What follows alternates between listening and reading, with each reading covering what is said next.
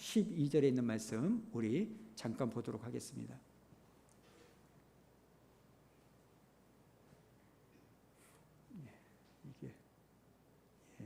마가복음 2장 1절부터 12절에 있는 말씀 제가 먼저 읽겠습니다. 수일 후에 예수께서 다시 가버나움에 들어가시니 집에 계시다는 소문이 들린지라 많은 사람이 모여서 문화까지도 들어선 자리에 얻게 되었는데 예수께서 그들에게 도를 말씀하시더니 사람들이 한 중풍병자를 네 사람에게 메어 가지고 예수께로 올세 무리들 때문에 예수께 데려갈 수 없으므로 그 계신 곳에 짐을 들어 구멍을 내고 중풍병자가 누운 상을 달아내니라. 예수께서 그들의 믿음을 보시고 중풍병자에게 이르시되 작은 자야 내 제사함을 받았느니라 하시니 어떤 서기관들이 거기에 앉아서 마음에 생각하기를 이 사람이 어찌 이렇게 말하는가 신성모독이로다 오직 하나님 한 분 외에는 누가 능히 죄를 사하겠느냐 그들이 속으로 이렇게 생각한 줄을 예수께서 곧 중심에 아시고 이르시되 어찌하여 이것을 마음에 생각하느냐 중풍병자에게 내 제사함을 받았느니라 하는 말과 일어나 내 상을 가지고 걸어가라 하는 말 중에 어느 것이 쉽겠느냐 그러나 인자가 땅에서 죄를 사하는 권세가 있는 줄을 너희로 알게 하려 하노라 하시고 중풍병자에게 말씀하시되 내가 네게 이르노니 일어나 내 상을 가지고 집으로 가라 하시니 그가 일어나 곧 상을 가지고 모든 사람 앞에서 나가거늘 그들이 다 놀라 하나님께 영광을 돌리며 이르되 우리가 이런 일을 도무지 보지도 못하였다 하더라. 아멘. 오늘 이 시간에는 나는 왜 예수님을 찾아오는가 라는 제목으로 하나님의 말씀 살펴보도록 하겠습니다. 오늘 본문은 여러분들이 잘 아는 중풍병자가 지붕을 뚫고 내려옴으로 말미암아 그의 중풍병이 고침을 받았다. 이 말씀이 기록된 내용입니다. 특별히 1절을 한번 보시겠습니까? 1절을 보면 수일 후에 예수께서 다시 가버나움에 들어가시니 이런 말씀이 나옵니다. 여러분 여기에 나오는 가버나움은요 그 당시에 기적의 성지 능력이 나타나는 성지로 불려졌습니다. 왜냐하면 예수님께서 공생의 기간 동안에 가장 많은 기적과 능력을 베푸시는 곳이 이 가버나움이라는 동네였기 때문입니다. 그러니까 예수님이 다시 가버나움에 오셨다 이 소문이 퍼지니까 누가 몰려왔겠습니까? 삶의 어려움과 아픔이 있는 사람들 그리고 병이 있는 사람들이 수도 없이 몰려오는 겁니다. 그래서 예수님이 가버나움의 어느 집에 들어가니까 세상에나 발 디딤 틈이 없이 사람들이 몰려드는 거예요. 그리고 안에도 꽉 차고 바깥에까지 사람들이 몰려드는 겁니다. 그런데 이 예수님이 계시는 가버나움의 어느 집에 늦게 찾아온 사람들이 있습니다. 그 사람이 누굽니까? 중풍병자와 그 중풍병자를 메고 온 네 사람들이 찾아오는 거예요. 이 사람들은 예수님이 가버나움에 오셨다 이 소식을 듣고서는 이 중풍병을 앓고 있는 이 사람을 우리가 낫게 해야 되겠다 그런 마음을 가지고 찾아왔는데 사람이 너무 많아가지고 예수님을 만날 수가 없는 겁니다. 그런데 이 사람들은요 예수님만 만나기만 하면 이 중풍병은 반드시 낫는다 이 믿음을 가지고 있어가지고 지붕에 올라가서 그 지붕을 뚫고 그 예수님께 이 중풍병 환자를 내려보냅니다. 그 모습을 본 예수님께서 전혀 의외의 이야기를 하지 않습니까? 생뚱맞은 이야기인데요. 자, 5절에 보십시오. 5절에 보니까 예수께서 그들의 믿음을 보시고 중풍병자에게 이르시되 그리고 그 다음에 예수님이 뭐라고 말씀하십니까? 작은 자야 내 뭐를 받았다? 병고침을 받았다? 병고침을 받았답니까? 아니죠. 제사함을 받았다 이렇게 말씀하시는 겁니다. 여러분 이 중풍병자는요 지금 뭘 받으려고 예수님을 찾아왔어요? 제사함 받으려고 찾아왔습니까? 아니죠. 병고침 받으려고 예수님을 찾아왔습니다. 그런데 예수님은 그 지붕까지 뚫고 내려오는 이 간절함이 묻어나는 중풍병자에게 작은 자야 걱정하지 마. 네 병 고쳐졌어. 이렇게 말한 게 아니라 뭘 말해요? 죄 사함을 받았다. 오늘 이 자리에 앉아 계신 여러분들은 왜 이 자리에 나오셨습니까? 여러분들은 죄 사함을 받기 위하여 이 자리에 오셨습니까? 아니면 병 고침 받으려고 이 자리에 앉아 계시는 겁니까? 물론 우리 모두가 겉으로는요, 내가 예수 믿고 천국 가려고 이 자리에 나왔지, 이렇게 말은 하지만 우리의 가슴 깊은 곳에는요, 이 죄사함보다는 병 고침의 은혜를 갈망해서 중풍병으로 상징되어지는 내 삶의 문제를 해결받고자 하나님을 찾아오는 사람들이 너무 많다는 겁니다. 그런데 어떻게 하겠습니까? 이게 현실인데요. 저도 마찬가지예요. 내가 주님 앞에 무릎을 꿇고 주님께 나올 때는 죄사함의 문제를 가지고 찾아오기보다는 하나님, 내 마음에 평안을 주세요. 나에게 삶의 활력을 주세요. 내 몸의 건강이 회복되기를 원합니다. 하나님, 내가 목회를 하는데 이 목회가 성공하는 목회가 되기를 원합니다. 하나님 도와주십시오. 이럴 때가 너무나 많이 있다는 겁니다. 여러분, 우리는요, 중풍병으로 상징되어지는 이런저런 인생의 문제를 들고 주님 앞에 나옵니다. 그렇기 때문에 오늘 이 시간 저와 여러분은요, 솔직한 마음을 가지고 마음의 문을 열고 오늘 말씀을 들어야 된다는 겁니다. 저도 그렇고 여러분도 그렇고요. 우리는 인생의 문제를 해결받기 위하여 주님을 찾아 나오지만 우리 예수님은 네 마음에 평안을 주겠다. 네 건강 회복시켜 주겠다. 네 자녀 잘 되게 하겠다. 네가 하는 일 내가 형통하게 만들어 주겠다. 그러니 염려하지 말아라. 이렇게 말씀하시는 게 아니라 오늘 뭐라고 말합니까?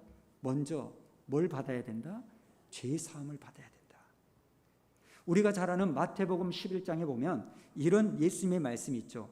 28절에 보니까요. 수고하고 무거운 짐진 자들아 다 내게로 오라. 내가 너희를 쉬게 하리라. 우리는 이 말씀에 큰 위로와 은혜를 받습니다. 오늘 이 시간 우리에게 있는 수없이 많은 마음의 짐들, 물질의 짐들, 자녀의 짐들, 가정의 짐들을 가지고 예수님께 오면 오늘 우리 예수님은 저와 여러분을 쉬게 해줄 줄로 믿습니다. 근데 여러분, 이 28절에 있는 말씀은요, 바로 그 다음에 나오는 29절과 짝을 이루고 있다는 겁니다.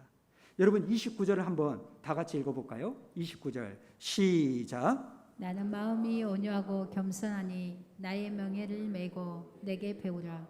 그리하면 너희 마음이 쉼을 얻으리니. 지금 예수님은요, 쉼을 얻기 전에 뭘 해야 된다고 말합니까? 예수님께 배워야 된다. 여러분, 이것은 어쩔 수 없습니다. 왜냐하면 저와 여러분들이 예수님께 배우지 아니하면 예수님이 주신 것을 감사하지도 않고 예수님이 주셨다는 것조차도 인정하지 않을 때가 많기 때문입니다. 지금 예수님께서 반복해서 하시는 말씀이 뭐냐면 쉼보다 먼저 뭐가 필요해요? 나의 명예, 예수님의 명예를 메고 예수님께 배우는 모습이 필요하다는 겁니다. 지금 예수님은 저와 여러분에게 병 고침보다 먼저 뭐가 필요해요? 죄 사함이 필요하다는 겁니다. 저는 오늘 예배를 드리는 여러분들의 삶의 모습군에 그렇구나. 지금 내 코가 석자지만, 지금 내 발등에 불이 떨어져서 내가 급하지만 그것보다 먼저 내 삶 속에서 오늘 예수님이 말씀하신 죄 사함이 먼저 필요하구나. 이걸 깨달음으로 말미암아 먼저 죄 사함을 받으시고 그리고 병 고침으로 상징되어지는 우리의 무거운 짐이 해결되어지는 은혜가 있기를 축원합니다. 그렇다면 여러분, 왜 예수님은 병 고침을 받으러 온 이 중풍병자에게 그냥 병 고침을 주면 되실 텐데 왜 이런 말씀을 하실까요? 병 고침보다 죄 사함이 먼저다. 왜 이렇게 말할까요? 그 이유는요, 거기에 앉아 있는 사람들에게 뭔가를 가르치고자 하는 목적이 있기 때문입니다. 자, 6절과 7절을 우리 한번 읽어보도록 할까요? 시작. 어떤 서기관들이 거기에 앉아서 마음에 생각하기를 이 사람이 어찌 이렇게 말하는가? 신성모독비로다. 오직 하나님 한 분 외에는 누가 능히 죄를 사하겠느냐? 지금 어떤 서기관이요, 속으로 이 사람이 지금 신성모독을 하고 있다 이렇게 생각을 하는 거예요. 왜 그러냐면 여러분, 죄를 사하는 권세는 누구에게만 있습니까? 하나님에게만 있는 거예요. 그런데 자기가 죄 사함을 주겠다라고 말하면 이것은요, 신성 모독을 하는 것이다, 이렇게 되는 겁니다. 그런데 8절에 보니까 이 사람들의 속을 아시고 공개적으로 예수님이 중풍병자에게요, 병 고침이 먼저가 아니라 죄 사함을 받게 하신 이유가요, 예수님이 설명하시는데요, 그 다음에 나오는 10절 우리 한번 읽어볼까요? 10절에 나오는 밑줄 친 부분만 읽어보겠습니다. 시작. 그러나 인자가 땅에서 죄를 사하는 권세가 있는 줄을 너희로 알게 하려 하노라. 여러분, 지금 예수님은요, 왜 병 고침이 먼저가 아니라 죄 사함을 이야기를 하셨느냐? 그것은 뭐예요? 거기에 앉아있는 사람들을 가르치기 위해서. 어떤 걸 가르칩니까? 예수님이 죄를 사하는 권세가 있다는 것을 가르치기 위해서요. 여러분, 교육은요, 두 가지 목적이 있다고 생각합니다. 첫 번째는요, 모르는 것을 알게 하는 것이 교육이 가지고 있는 첫 번째 목적이고요. 두 번째 목적은 뭔지 아십니까? 알고 있는 것을 교정시켜주는 것이 교육의 목적이에요. 우리가 예전에는 감옥을 뭐라고 말합니까? 형무소라고 이야기를 했습니다. 그런데 지금은 형무소라고 하지 않고 뭐라고 말합니까? 교도소라고 이야기를 해요. 여러분, 교정이 무슨 뜻입니까? 교정은요, 잘못된 것을 바로 잡는다, 이런 뜻을 가지고 있어요. 그러면 형무라는 것은 무슨 의미입니까? 내가 죄를 지어갔고 감옥에 들어갔는데 그 죄에 대한 형벌의 의무를 다 마치는 거, 이게 형무예요. 여러분, 일제시대 때는요, 서대문 형무소 이런 것처럼 형무소라고 불렀지만 지금은요, 교도소, 광주교도소, 순천교도소 이렇게 말합니다. 이 교도소라는 말의 의미는요, 잘못된 것을 바로 잡는다, 이런 뜻이 있습니다. 여러분, 모르는 것을 가르치는 것, 이건 가장 1차원적인 초보적 교육입니다. 그런데 우리는요, 죽을 때까지 배워야 되잖아요. 그러면 죽을 때까지 배워야 된다, 그럴 때 우리는 이미 배울 만큼 배웠는데 도대체 내가 뭘 더 배워야 되는 겁니까? 여러분, 잘못 알고 있는 것을, 아니면 철이 지난 옛날 것을 이제 새롭게 알아가는 것, 이것도 교육이고, 이 교육이야말로 진짜 교육의 목적이라는 겁니다. 지금 예수님께서 이 사람들에게 가르치고자 하는 교육은요, 이 사람들이 모르는 것을 새롭게 알려주기 위한 교육이 아닙니다. 죄사함의 권세가 하나님께 있다는 것을 그 사람들은 다 압니다. 그런데 지금 예수님께서 가르치고자 하는 것이 뭡니까? 내가 뭐라는 거예요? 내가 바로 죄사함의 권세를 가지고 있는 하나님이라는 겁니다. 내가 바로 하나님이 육신이 되어 이 땅에 온 존재라는 거예요. 지금 예수님은요, 사람들이 잘못 알고 있는 것들, 예수님을 그저 요셉의 아들로, 예수님을 그저 말 잘하는 선지자로, 예수님을 그저 능력이 많고 병을 잘 고치는 선지자로 알고 있는데, 지금 예수님이 선언하는 거예요. 아니다. 내가 병만 고치는 선지자가 아니라 나에게는 죄 사함의 권세가 있다는 것을 말씀하심으로 말미암아 내가 곧 누구라고요? 하나님이다. 이걸 담대하게 가르치고 있는 거예요. 오늘 이 자리에 앉아 계신 여러분들 중에 말씀을 잘 모르는 분들도 있을 수 있겠지만 10년, 20년, 30년 신앙생활하는 동안 얼마나 많은 설교를 들으셨습니까? 그런데 그런 설교를 많이 듣는 저와 여러분에게는요, 의도하지는 않지만 잘못된 습관이 하나 있는데, 그게 뭐냐면 내가 은혜 받은 말씀을요, 내가 알고 있는 대로만 판단하고 받아들이려고 한다는 거예요. 내가 옛날에 오늘 본문에 나오는 이 중풍병자의 사건을 가지고 은혜를 받았어요. 그러면 이 본문의 말씀은 내가 그렇게 은혜 받은 대로만 설교를 듣고 싶은 거예요. 다른 내용을 말하면 그 내용이 틀린 건 아니지만 받아들여지지가 않는 겁니다. 여러분, 설교는요, 그 본문에 나오는 주인공을 누구냐로 설정하냐에 따라서 주제가 달라집니다. 예를 들어서 오늘 본문에 나오는 이 주인공을요, 중풍병자와 네 사람들로 설정을 하면 오늘 설교의 제목은요, 믿음과 헌신, 열정이 될 수 있어요. 여러분 이런 설교 많이 들어봤잖아요. 예수님을 만나려면 반드시 장애물이 있다. 그런데 그 장애물이 있다고 그것을 포기하면 결코 예수님을 만날 수 없다. 그러니까 그럴 때 이 친구들처럼 지붕을 뚫고 내려가는 그 열심, 예수님만이 나의 병을 고쳐주실 거라는 그 믿음의 확신을 가지고 주님을 찾아야 이 중풍병은 고침을 받는다. 우리도 마찬가지다. 이 열심과 믿음의 확신이 있어야 우리 삶의 병으로 상징되어지는 문제가 해결받을 수 있다. 여러분 우리는 지금까지 이런 종류의 설교를 참 많이 들었습니다. 근데 여러분 제가 이번 말씀을 읽고 또 읽으면서 발견한 게 뭐냐면 오늘의 본문 주인공은요, 중풍병자도 아니고 중풍병을 메고 온 내 친구들도 아닙니다. 그리고 예수님의 관심은요, 병 고침에 있는 게 아니라 우리의 영혼, 죄사함에 관심이 있다는 거예요. 그래서 오늘 저는 본문의 주인공을요, 병 고침 이게 아니라 예수님으로 설정해 놓으니까 그 주제가 어쩝니까? 죄사함의 권세를 가지신 분이 예수님이고 그 예수님이 하나님이다. 이런 흐름으로 찾게 되는 거예요. 여러분 모르는 것을 알게 하는 것은요, 초등학교 때 다 배우고 끝납니다. 그러나 성인이 되어가지고 우리가 배운다고 할 때 여러분 그때 교육은요, 내가 잘못 알고 있는 것을 바로잡고 교정받는 게 교육입니다.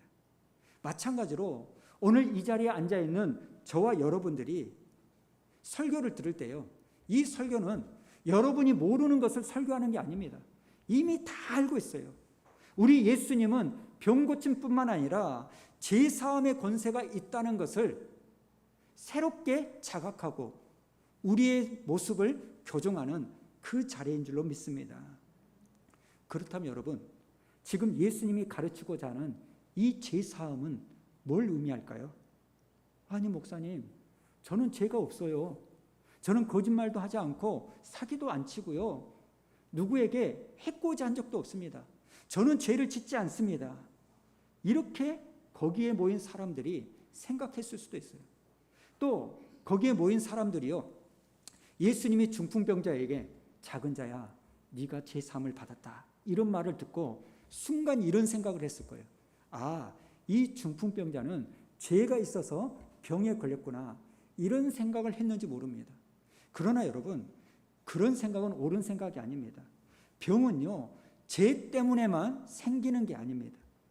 목사님들이 암에 걸리고 장로님들이 중풍병에 걸리고 성도의 가정에 장애가 가진 아이가 태어나는 것은 그 사람들에게 죄가 있어서 그런 게 아닙니다. 오늘 말씀 말미에도 나오는 것처럼 하나님의 영광을 위하여 제가요 암에 걸릴 수도 있는 거예요. 그래서 여기에 나오는 죄사함이 무엇인가를 좀 알 필요가 있는데, 여러분 이 중풍병자가 무슨 죄를 지었길래 중풍병에 걸렸는가, 이렇게 생각하시면 안 됩니다. 죄라는 것은 여러분이 잘 아는 것처럼 헬라어로 하마르티아 아닙니까? 이 하마르티아는요, 화살을 쐈는데 그 화살이 관역에서 벗어나는 것을 죄라고 말합니다.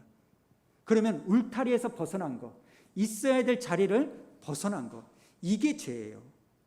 그러니까 우리가 흔히 죄라고 생각하면 우리는요, 윤리적이고 도덕적인 어떤 행위적인 잘못을 죄라고 생각하지만 성경이 말하는 죄는 그게 아닙니다.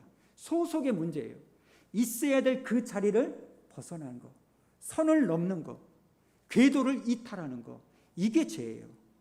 그런가 하면 두 번째, 사함이라고 할 때 이 사하다라는 말은 아피엠이라는 뜻인데요, 이 말은 용서하다 이런 뜻도 있지만 더 큰 의미로는요, 떠나보내다, 벗어나다 이런 뜻이 있어요. 그러니까 하마르티아, 죄와 사함이라는 아피엠이라는 이 단어를 합쳐보면 이렇게 해석할 수 있습니다. 작은 자야 내가 너를 원래 있던 자리로 돌려보내겠다, 이런 뜻이에요. 여러분 이게 죄사함을 받았다는 겁니다. 여러분 여기에서 원래 있던 자리로 내가 너를 돌려보내겠다, 이 말은요 이중적 의미가 있습니다. 1차적으로는 너의 신체의 문제를 원상 회복시켜 주겠다. 이런 뜻이 있고 2차적으로는 너의 신체를 뛰어넘어 너의 삶, 너의 영혼, 너의 소속을 원래대로 되돌려 주겠다. 이런 의미가 있는 거예요. 물론 제가 목회를 하면서요, 제 삶의 목적을 가지고 주님을 찾아오기보다는 병고침의 문제를 가지고 찾아오는 그 모습들을 저는 이해합니다. 우리의 마음의 문제, 건강의 문제, 물질의 문제, 이게 굉장히 중요하고 가슴 아프다는 것을 저도 알고 있습니다. 그러나 여러분, 실을 바늘 허리에 묶어서 쓸 수는 없습니다. 급할수록 돌아가야 됩니다. 저는 오늘 예배를 드리는 저와 여러분 모두가 다 예수님께서 병고침보다 제사함이 우선이다. 쉼보다 나의 멍에를 메고 내게 배우는 게 먼저다. 이 말씀의 의미를 잘 깨달아서 내가 하나님을 찾아오고 예수님을 찾아오는 이유가 병고침보다는 하나님과의 관계가 회복되는 제사함이 우선이다. 오늘 예배를 드리고 이 자리에 오신 여러분들도 마찬가지 아닙니까? 내 문제를 해결받기 위한 이것도 필요하지만 그것보다 먼저 한 주 동안 하나님으로부터 떨어져 나간 하나님의 울타리를 벗어난 내 발걸음을 회복시키는 이 제사함이 더 중요하다는 것을 깨닫고 그 문제를 해결받음으로 그 이후에 중풍병으로 상징되어지는 우리 삶의 문제도 해결받기를 축복합니다. 저는 오늘 말씀을 쭉 묵상하면서요, 오늘 말씀을 읽다가 놀라운 하나님의 은혜를 발견했어요. 그게 뭐냐면, 여러분, 중풍병자와 네 사람은요, 예수님을 만나면 이 병은 고침받는다, 믿음의 확신이 있었어요. 그래가지고 사람이 있으니까 지붕에 올라가서 그 지붕을 뚫고 이 사람을 내려보냅니다. 여러분, 우리나라는 그럴 수 없지만 이스라엘은요, 집을 지을 때 뭐로 짓냐면 지붕을요, 지푸라기와 그 당시에 손으로 잘 파낼 수 있는 석회질을 섞어가지고 지붕을 만듭니다. 그러니까 그 손으로도 잘 파지는 그 지붕이기 때문에 이 네 친구들이요, 손으로 지붕을 뚫고 그 중풍병을 가지고 있는 환자를 내려보내요. 여러분, 여기서 특이한 게 뭐냐면 예수님께서는 지붕을 뚫고 내려오는 이 중풍병자를 보고 결코 야단을 치지 않습니다. 사실 이 사람들은요, 야단을 맞아야 되고 내쫓김을 당해야 되고 비난을 받아야 될 그 사람들이거든요. 한번 생각해 보십시오. 지금 이렇게 설교를 하고 있는데 갑자기 누군가가 지붕을 뚫는다면 그냥 지붕이 뚫어지겠습니까? 앉아있는 여러분들 머리 위로 먼지가 막 쏟아질 거고 지푸라기가 날릴 거예요. 그리고 예수님께서 도를 말씀하고 계시는 설교 시간인데 그 예수님의 공적 사역이요, 방해를 받고 있는 거예요. 여러분, 그럼에도 불구하고 우리 예수님은 그 환자를 야단치지 않고 오히려 뭐예요? 제사함도 받게 하고 병고침도 허락해 주시는 거예요. 저는 이게 얼마나 큰 은혜가 되는지 모릅니다. 여러분, 우리 하나님은, 우리 예수님은 우리의 연약함까지도 돌보고 이해해 주시는 분인 줄로 믿습니다. 나는 지극히 개인적이고 내가 병고침 받아야 되겠다는 지극히 개인적인 탐욕적인 나만 아는, 나만을 위한 그 생각으로 여러 사람에게 불편을 끼치며 찾아온다 할지라도 우리 예수님은 그러한 우리를 야단치지 않는 거예요. 오히려 그것을 예수님과 관계를 회복시키는, 우리를 살리는 통로로 삼아주시는 거예요. 여러분, 이것은 사무엘상 1장에 나오는 한나의 모습을 보면서도 알 수 있는 거 아닙니까? 여러분, 한나가 하나님께 기도할 때 무슨 거창한 기도 제목을 가지고 하나님께 기도한 게 아닙니다. 그 한나의 기도는 딱 하나예요. 아들 달라는 거. 왜 아들 달라는 거예요? 아들이 없어서 저 분인 나에게 날마다 무시를 당하고 멸시당해서 내 눈에 눈물이 마를 날이 없으니까 하나님, 나에게 아들을 주셔서 내가 이런 수치를 당하지 않게 해주십시오. 지극히 개인적이고 지극히 자기 중심적인 소망을 가지고 하나님께 나와 기도했는데 하나님은 그 한나의 기도를 어떻게 사용하십니까? 그 시대 영적 암흑기였던 사사시대를 끝내는 위대한 선지자 사무엘이 나타나는 통로로 이 한나의 기도를 사용하시는 거예요. 여러분, 이게 무슨 의미가 있을까요? 우리가 비록 거창하게 나라를 위하여, 교회를 위하여, 어떤 영혼들을 위하여 기도하는 것이 아니라 중풍병으로 상징되는 오로지 내 자식, 오로지 내 남편, 오로지 내 가정만을 위하여 예수님께 찾아왔다 할지라도 예수님은 그 일을 통하여 놀라운 일을 이루신다는 겁니다. 여러분, 중풍병자가 실려왔던 그 침대, 그 상은요, 중풍병자에게 있어서 무기력과 수치와 절망의 상징이었어요. 남이 도와주지 않으면 걸어갈 수 없는 그 무기력과 수치의 절망의 상징이었던 이 상이, 그 침대가 나중에 예수님을 만나자 뭘로 바뀝니까? 하나님의 영광이 드러나는 도구로 쓰임받게 되더라는 겁니다. 사랑하는 성도 여러분, 고통은 저와 여러분을 힘들게 하는, 우리를 불편하게 하는, 이 땅에서 고통이라는 것은 우리에게 아픔을 가져다주고 눈물을 가져다주는 무서운 도구이기도 하지만, 오늘 중풍병으로 상징되어지는 이 아픔이 내 영을 회복시켜 주시고 하나님과의 관계를 회복시켜 주는 통로로 사용되었다면, 저는 여러분이 가지고 있는 이 중풍병이라고 하는 여러분의 그 문제가 하나님이 여러분을 만나주시는 통로가 되기를 주님의 이름으로 축복합니다. 여러분, 내 앞에 가지고 있는 아픔이 있으면 그걸 기도의 제목으로 삼으십시오. 하나님을 찾는 통로로 삼으십시오. 하나님은 그것을 통하여 당신의 뜻을 이루어 가실 줄로 믿습니다. 우리 같이 이 찬양을 부르고